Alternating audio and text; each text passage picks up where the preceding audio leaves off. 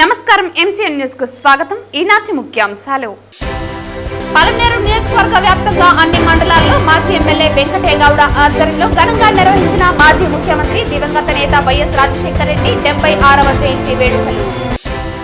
పలమనేరు ప్రభుత్వ జూనియర్ కళాశాల నందు ఘనంగా జరిగిన అఖిల భారతీయ విద్యార్థి పరిషత్ ఆవిర్భావ దినోత్సవం. వార్తల్లోని వివరాలు. మాజీ ముఖ్యమంత్రి దివంగత నేత వైఎస్ రాజశేఖర రెడ్డి 76వ జయంతి వేడుకలు పలమనేరు నియోజకవర్గ వ్యాప్తంగా అన్ని మండలాల్లో మాజీ ఎమ్మెల్యే వెంకటేగౌడ ఆధ్వర్యంలో ఘనంగా నిర్వహించారు. పలమనేరు మార్కెట్ యార్డ్ వద్ద ఉన్న వైఎస్ఆర్ విగ్రహానికి పూలమాలలు వేసి ఘన నివాళులర్పించారు. మొదటగా కొలమానసపల్లి బస్టాండ్ వద్ద వైఎస్ఆర్ చిత్రపటానికి నివాళులర్పించి సుమారు 500 మందికి బిర్యానీలు పంపిణీ చేయడంతో పాటు భారీ కేక్ కటింగులు, బాణసంచాలతో వైభవంగా వేడుకలు జరిపారు. అనంతరం పలమనేరు మార్కెట్ యార్డ్ వద్ద ఉన్న వైఎస్ఆర్ విగ్రహానికి పూలమాలలు వేసి నివాళులర్పించారు. గంగవరం, పెద్ద పంజాని మండలాల్లో కూడా వైఎస్ఆర్ జయంతి వేడుకలు ఘనంగా జరిగాయి. ఈ కార్యక్రమంలో వైసీపీ నాయకులు, కార్యకర్తలు, నియోజకవర్గ వ్యాప్తంగా ఉన్న వైసీపీ ఎంపీపీలు, ఎంపీటీసీలు, జడ్పీటీసీలు, సర్పంచులు పెద్ద సంఖ్యలో పాల్గొన్నారు.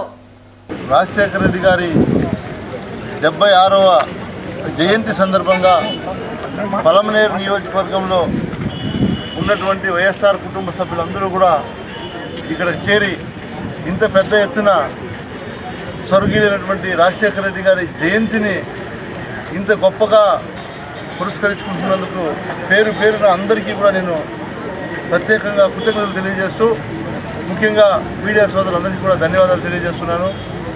ఈరోజు ఆయన మరణాంతరం కూడా రాష్ట్రంలో మీరు ఏ వాడకి వెళ్ళినా, ఏ ఊరికి వెళ్ళినా కూడా రాజశేఖర రెడ్డి గారి బొమ్మను పెట్టుకొని పూజలు చేసుకున్నటువంటి ఘనత, అంత చరిష్మా ఉన్నటువంటి నాయకుడు ఎవరైనా ఉన్నారు ఈ రాష్ట్రంలో అంటే అది ఏకైక నాయకుడు ఒక్క రాజశేఖర రెడ్డి గారికి దక్కిందని కూడా మనం గొప్పగా చెప్పుకోవచ్చు.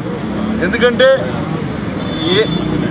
ఏ వర్గానికి, ఏ కులానికి, ఏ మతానికైనా తీసుకోవచ్చు. మీరు ఒక వర్గం అని కాదు, ఒక కులం అని కాదు, ఒక మతం అని కాదు, అన్ని వర్గాలకు కూడా ఆయన మంచి చేసి చూపించినటువంటి ఘనత మన రాజశేఖర రెడ్డి గారిది. కాబట్టి ఆయన జయంతి రోజు ఇంత పెద్ద ఎత్తున ఈ ఆంధ్ర రాష్ట్రంలో ఆయన జయంతిని పురస్కరించుకుంటున్నారు.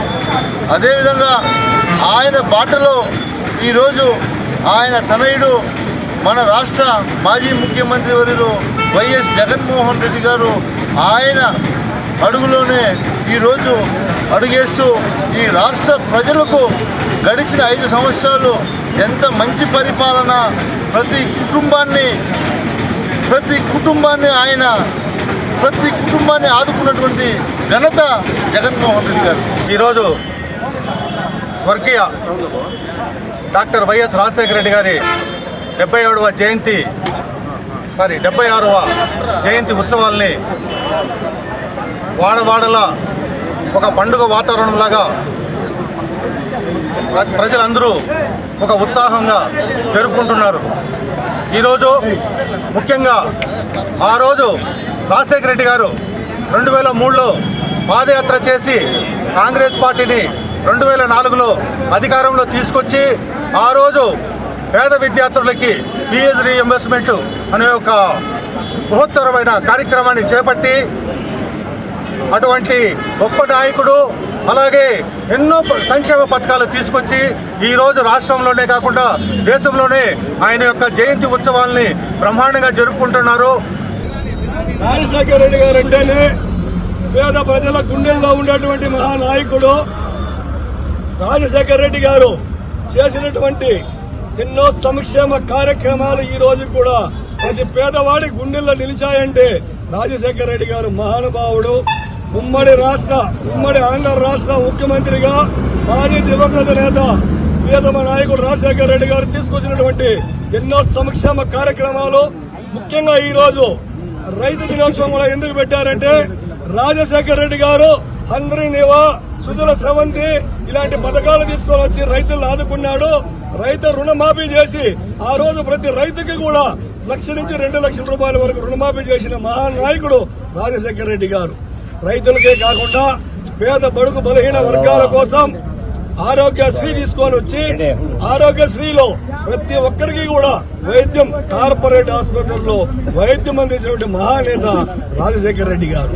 అట్లా అదే కాకుండా రైతుల కోసం ఫస్ట్ తొలి సంతకమే విద్యుత్ ఛార్జీలు రద్దుపై పెట్టాడు.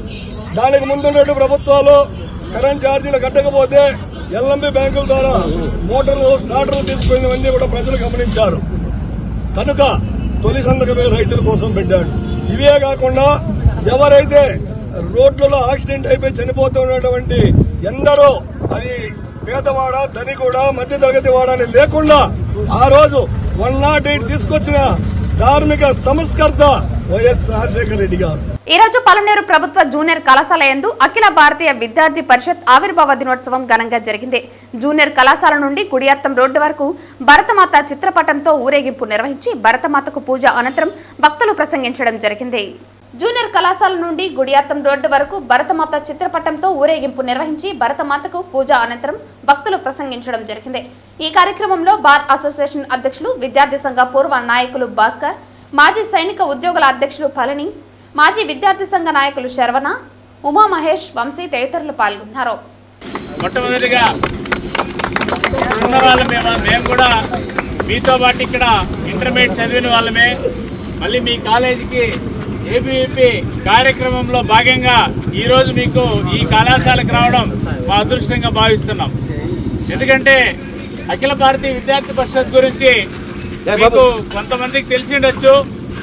మెయిన్ ఏమంటే భారతదేశంలో ఒక విద్యార్థి శక్తి జాతీయ శక్తిగా ఆవిర్భవించింది కేవలం అఖిల భారతీయ విద్యార్థి పరిషత్ ద్వారానే.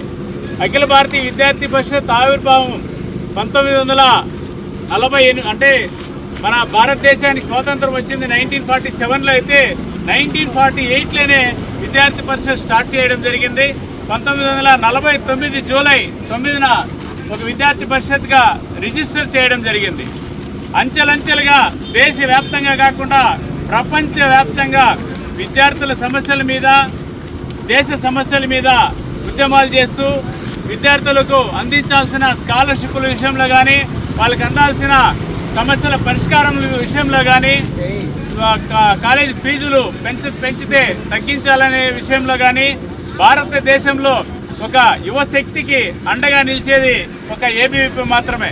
ఎందుకంటే విద్యార్థి సంఘాలు ఎన్నో ఉండొచ్చు, విద్యార్థి ఏబీవీపీ లాంటి సంఘాలు ఎన్నో ఉన్నా కూడా ప్రపంచంలోనే పేరెన్నికగనిది, తర్వాత భారతదేశ యువతకు మార్గదర్శకంగా ఉన్నది, విద్యార్థులకు అండగా నిలిచేది, సమస్యల పరిష్కారంలో ముందుండేది ఒక ఏబీవీపీ మాత్రమే.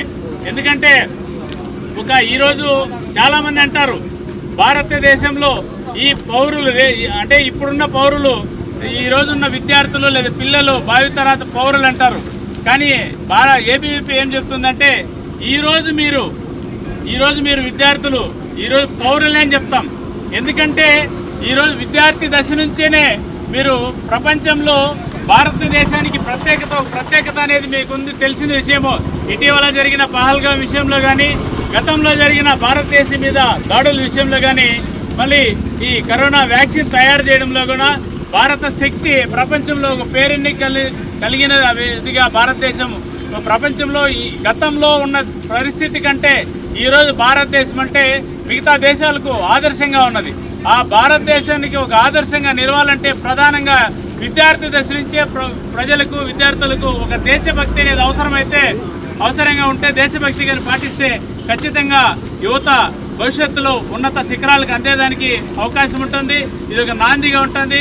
కాబట్టి ఇదే కాలేజీలకు సంబంధించి అధ్యాపకులు తక్కువ ఉన్నప్పుడు కానీ, విద్యార్థులకు సీట్లు విషయంలో తక్కువ ఉన్నప్పుడు కానీ, అదనంగా సీట్ల కోసం పోరాటంలో ఏదైనా ఒక విద్యార్థినికి ఏదైనా సమస్య వస్తే వెంటనే ఆ సమస్య పరిష్కారం కోసం బాధితుల తరఫున నిలబడి ఏకైక పోరాటంగా ఉన్నటువంటి ఏబీవీపీ సంస్థకు ప్రతి ఒక్కరూ అండగా నిలిచి భారతదేశానికి, భారతదేశ శక్తికి, భారతదేశ అభివృద్ధికి విద్యార్థులుగా మీరు భావి భారత పౌరులుగానే మీరు తమ సహాయాన్ని అందించాలని చెప్పేసి, ఏబీవీపీ గురించి మీరు కొంత జ్ఞానంశీలం ఏకతానే మన స్వామి వివేకానందని ఆదర్శంగా తీసుకొని విద్యార్థి శక్తి, జాతీయ శక్తి, దేశ శక్తి అనే భావంతో పోరాడుతున్నటువంటి ఏబీవీపీకి మీరందరూ అండగా నిలవాలని ఈ సందర్భంగా ఈ అవకాశం ఇచ్చిన పెద్దలందరికీ నా ధన్యవాదాలు చేస్తూ భారత్ మాతాకి జై. జై ఏబీవీపీ. దివంగత ముఖ్యమంత్రి రాజశేఖర్ రెడ్డి జయంతి వేడుకలు చిత్తూరులో వైసీపీ ఇన్ఛార్జి విజయానందరెడ్డి ఆధ్వర్యంలో ఘనంగా నిర్వహించారు. డీసీసీబీ ఆవరణలో గల వైఎస్ఆర్ విగ్రహానికి పూలమాలలు వేసి నివాళులర్పించారు. ఈ సందర్భంగా విజయానందరెడ్డి మాట్లాడుతూ తెలుగు రాష్ట్రాల్లో రైతు పక్షపాతిగా రాజశేఖర్ రెడ్డి రైతుల పాలిట వరమని కొనియాడారు. అటు సంక్షేమంలోనూ మహిళల అభ్యున్నతికి, విద్యా, వైద్యం, ఉపాధి కల్పనలో రాజశేఖర్ రెడ్డి పెద్దపీట వేశారని అన్నారు. ఆయన కోవలోనే మాజీ ముఖ్యమంత్రి వైఎస్ జగన్మోహన్ రెడ్డి పేదోళ్ల పక్షాన నిలవడం గర్వకారణమని అన్నారు. రేపు చిత్తూరు జిల్లాలో మామిడి రైతులకు అండగా నిలవనున్న జగన్ పర్యటనకు ప్రభుత్వం, పోలీసులు అడ్డంకులు సృష్టించడం భావ్యం కాదని అన్నారు. ఆంక్షలతో ప్రజలను కట్టడి చేయలేరని పోలీసులకు హితవు పలికారు. వైఎస్ రాజశేఖర్ రెడ్డి జయంతి కార్యక్రమంలో పెద్ద ఎత్తున వైసీపీ నాయకులు, కార్యకర్తలు పాల్గొన్నారు. వైఎస్ రాజశేఖర్ రెడ్డి గారి జయంతి సందర్భంగా చిత్తూరు నియోజకవర్గంలోని వైఎస్ఆర్ కాంగ్రెస్ పార్టీ అభిమానులు, రాజశేఖర్ రెడ్డి గారి అభిమానులు, కార్యకర్తలు చాలామంది కూడా ఈ జయంతి వేడుకలకు ఆయన సందర్శించడానికి ఈ డీసీసీబీ బ్యాంక్లో ఉన్న ఆయన శిలాఫలకం దగ్గరికి అందరూ కూడా రావడం జరిగింది. ఆయన భౌతికంగా మనందరి మధ్యలో లేకపోయినా అందరి మనసులో శాశ్వతంగా దైవ సమానంగా నిలిచిన వ్యక్తి రాష్ట్రంలో ఎవరైనా ఉన్నారంటే రామారావు, రాజశేఖర్ రెడ్డి గారు, వీళ్ళిద్దరే అని కూడా నేను మీకు మీడియా ద్వారా తెలియజేసుకుంటున్నాను. ఎందుకంటే ఆయన చిరస్మరణీయుడి కిందనే స్మరించుకుంటారు అందరూ కూడా. కాబట్టి ఆయన జయంతిని, వర్ధంతిని ఒక పండగలాగా జరుపుకునే ఆనవాయితీ వైఎస్ఆర్ కాంగ్రెస్ పార్టీకి మొదటి నుంచి ఉంది. కాబట్టి దాంట్లో భాగంగా ఈరోజు కూడా గొప్పగా జరుపుకుంటున్నాం. అదేవిధంగా రేపు జరగబోయే రైతుల పక్షపాతి రాజశేఖర్ రెడ్డి గారు ఈ రాష్ట్రంలో ఎవరిని అడిగినా మొట్టమొదట రైతుల పక్షపాతి ఎవరు అంటే రాజశేఖర్ రెడ్డి గారే అంటారు. ఆయన జన్మదిన మరుసటి రోజు వాళ్ళ తనయుడు జగన్మోహన్ రెడ్డి గారు బంగారుపాళ్యంలో మామిడి రైతులను సందర్శించడానికి రావడం మనందరికీ తెలిసిందే. ఎప్పుడైతే జగన్మోహన్ రెడ్డి గారు మామిడి రైతులను సందర్శిస్తారని అనౌన్స్మెంట్ అయ్యిందో లేదో అప్పటి నుంచి తెలుగుదేశం ప్రజలకు ఎవరికి కూడా, నాయకులకు ఎవరికి కూడా నిద్ర పట్టడం లేదు. మన రైతు శాఖ మంత్రి, వ్యవసాయ శాఖ మంత్రి వెంటనే ఇప్పుడు ఢిల్లీకి కూడా పయనించడం మనందరం నిన్నటి రోజు చూసాం. అదేవిధంగా పోలీసు వారు కూడా ఎన్నడూ లేని కొత్త సంప్రదాయాలు తీసుకొచ్చి రాత్రంతా నాయకులు ఇళ్లకు పోయి నోటీసులు ఇవ్వడం, భయభ్రాంతులకు గురి చేయడం, ఇంతమందే పోవాలా అంతమందే పోవాలని ఆంక్షలు పెట్టడం కూడా ఇది మంచి పద్ధతి కాదు అని కూడా నేను మీ ద్వారా తెలియజేసుకుంటున్నాను. ఎందుకంటే ఆయన ఒక మాజీ ముఖ్యమంత్రి హోదాలో రైతులను పరామర్శించడానికి వచ్చేటప్పుడు కేవలం 500 మందికే పర్మిషన్ ఆంక్షలు పెట్టడం అనేది సమంజసం కాదు. కాబట్టి పోలీసు వారు కూడా దీన్ని ఈ ఆంక్షలను పెట్టడం ఉపసంహరించుకోవాలని మీ ద్వారా వాళ్ళకు కూడా నేను కోరుకుంటా ఉన్నాను. కాబట్టి నాయకులందరూ కూడా స్వచ్ఛందంగా ఎవరికి వారు తండోపతండాలుగా తరలి రావాలని, ఏ ఆటంకాలకు ఏమీ కూడా జరగవని మీరందరినీ కూడా నేను విజ్ఞప్తి చేస్తున్నాను. పుంగనూరు రోటరీ క్లబ్ ఆవరణలో మంగళవారం Lions club of Nobel Punganur, Lions club of Madanapalle సంయుక్తంగా పుంగనూరు బిఎంఎస్ క్లబ్ నందు నేడు ఉచిత కంటి వైద్య శిబిరాన్ని నిర్వహించడం జరిగింది. వైద్య శిబిరానికి ముఖ్య అతిథులుగా మదనపల్లి కంటి ఆసుపత్రి vice chairman Gautam Reddy, Madanapalle Lions zone chairman Appinapalli Bhaskar Chari, district health camp chairman Varadareddy పాల్గొన్నారు. ఈ సందర్భంగా వారు మాట్లాడుతూ ఉచిత కంటి వైద్య శిబిరానికి అపూర్వ స్పందన లభించిందన్నారు. మదనపల్లి కంటి వైద్య నిపుణులు సుమారు 80 మందికి వైద్య పరీక్షలు నిర్వహించి 37 మందిని కంటి ఆపరేషన్లకు ఎంపిక చేశారు. అనంతరం డయాలసిస్ సెంటర్ నందు రోగులకు అందిస్తున్న వసతులు, చికిత్సల గురించి అడిగి తెలుసుకున్నారు. ఈ కార్యక్రమంలో లయన్స్ క్లబ్ అధ్యక్షులు Balasubrahmanyam, secretary Raghupathi, treasurer Kesavareddy, Lions director Trimurthireddy, Mahender Reddy, membership chairman Amaravathi Suresh, media chairperson Satish Kumar Raju, Lions club సభ్యులు పాల్గొన్నారు. Lions club of Punganur noble, Lions club of Madanapalle సంయుక్తంగా ఈరోజు ఉచిత కంటి వైద్య శిబిరం ఇక్కడ బిఎంఎస్ క్లబ్ పుంగనూరులో ప్రారంభించడం. దానికి ముఖ్యంగా నా హృదయపూర్వక అభినందనలు ఎందుకు తెలియజేస్తాను పుంగనూరు వారికి. లయన్స్ క్లబ్లు తర్వాత తోడ్పాటు చేసుకునే ఆ 2 క్లబ్బుల ద్వారా ఇంకా ఇతోధికంగా సేవ చేసేందుకు జిల్లాలో మేము సంసిద్ధంగా ఉన్నాం.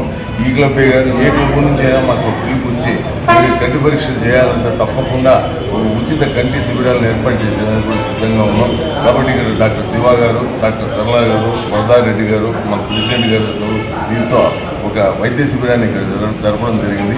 ఇంకా మీద ప్రతి నెల వాళ్ళు కోరుకున్న ఒక డేట్ తీసుకొని Madanapalle Lions eye hospital Lions club తరఫున ఇక్కడ ఒక క్యాంప్ జరిపేదానికి మేము సంసిద్ధంగా తెలియజేస్తాం.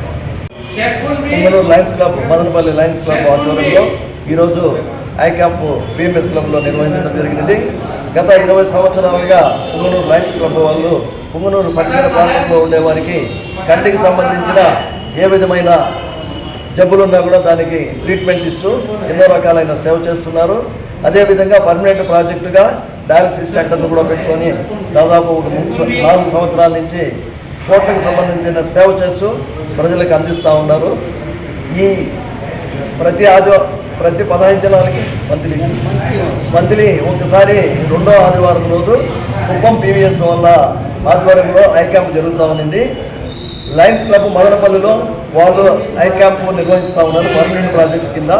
వాళ్ళ సలహా మేరకు ఈ వారం మనం ఇక్కడ పుంగనూరులో కూడా కంటికి సంబంధించిన క్యాంపు పెట్టడం జరిగింది.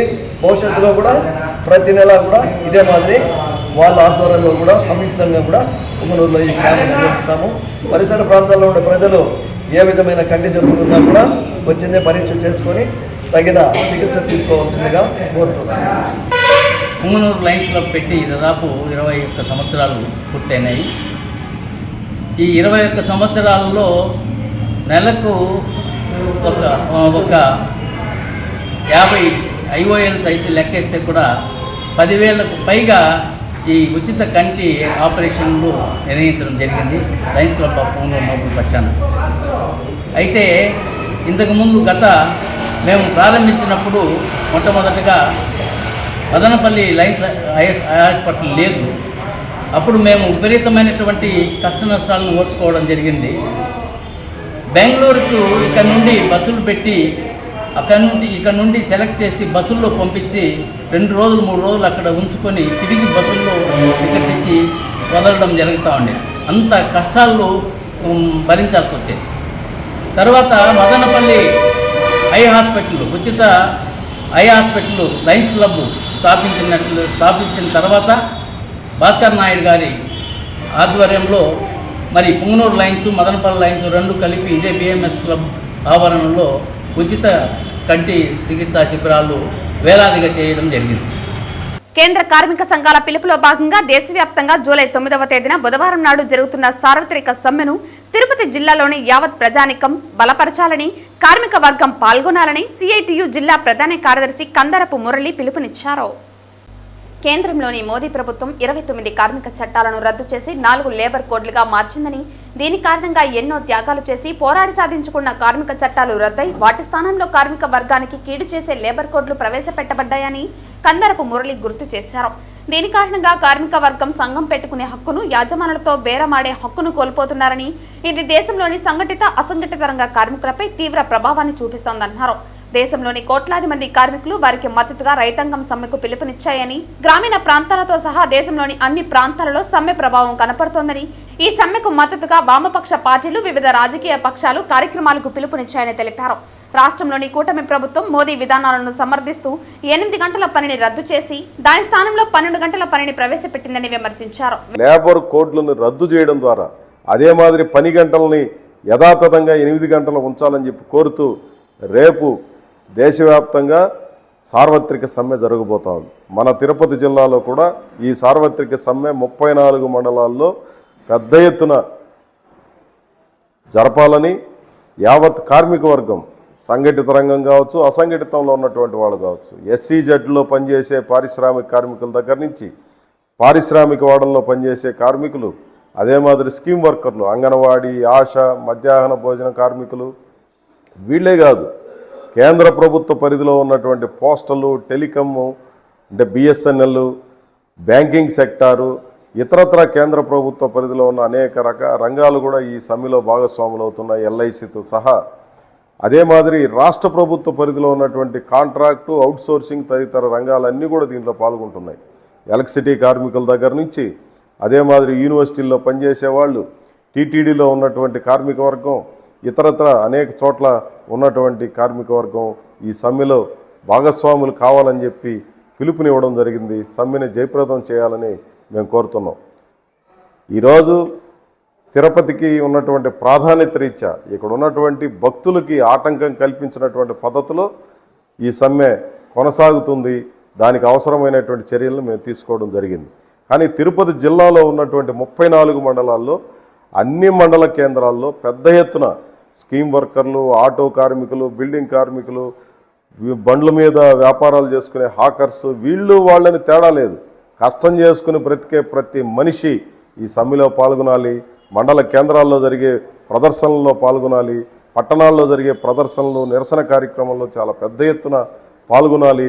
రేపు కేంద్రంలో ఉన్న మోడీ ప్రభుత్వానికి స్పష్టంగా మనం తెలియజేయాలి, ఈ లేబర్ కోడ్లు గనక రద్దు చేయకపోతే రాబోయే రోజుల్లో ఈ ఉద్యమం మరింత తారాస్థాయికి చేరుతుందన్న వాస్తవాన్ని తెలియజేయాల్సినటువంటి అవసరం ఉంది. ఇప్పటికే రైతాంగం దీని మీద నల్ల చట్టాలకు వ్యతిరేకంగా పోరాడారు.